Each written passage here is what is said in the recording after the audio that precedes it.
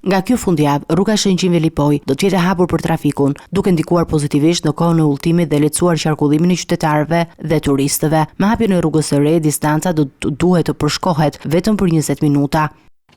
Përfundimi i kësaj rruge të re është vërtet një moment lehtësimi, sepse me këtë rrugë të re, si dhe me segmentet tjera të kësaj natyre që kemi investuar apo po vazhdojmë të investojmë për Shqipëri, i zbulojmë shqiptarëve, por edhe turistëve një pjesës të magjishme Shqipërie që deri dje ishte pak sesueshme.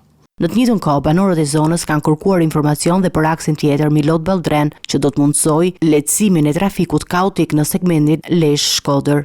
Me Milot-Balldrenin kemi pasur disa vështirësi që kanë qenë të lidhura me procedurat, pasi na është dashur ta ribëjmë garën për arsye të gjitha standardeve dhe kriteret vendosura. Urojmë dhe shpresojmë dhe besojmë që në ditët e ardhshme më në fund do të përmbyllet i gjithë procesi dhe do të duhet të bëhet dhe shpallja e kompanisë fituese për të firmosur kontratën dhe për të filluar punën edhe për Milot-Balldrenin. Kryeministri Edi Rama ka reaguar edhe ndaj akuzave që kanë lidhur investimet në veri dhe jug, duke theksuar se disa projekte të rëndësishme infrastrukturore në veri kanë ndihmuar në zhvillimin e turizmit malor, që është një nga sektorët më të rëndësishëm për ekonominë. Kur më thonë ca veriu e lat, jugu, investonin jug.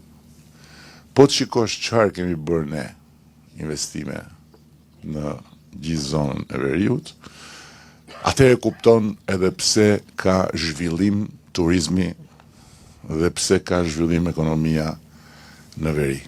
Për të mbështetur këtë zhvillim, Rama ka paralajmëruar edhe investime të tjera në sektorin energjetikës, përfshirë ndërtimin e stacionit të Velipojës, që do të përfundojë brenda këtij viti, si pjesë e një plani për të ndihmuar zhvillimin e turizmit elit.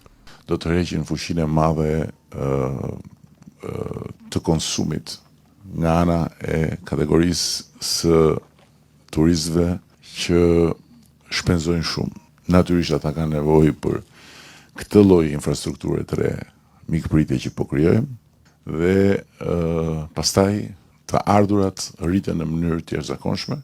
Ky investim përbën një hap të rëndësishëm në përmirësimin e infrastrukturës dhe shërbimeve për turistët dhe qytetarët e zonës, duke synuar gjithashtu rritjen e konkurrueshmërisë së Shqipërisë si destinacion turistik.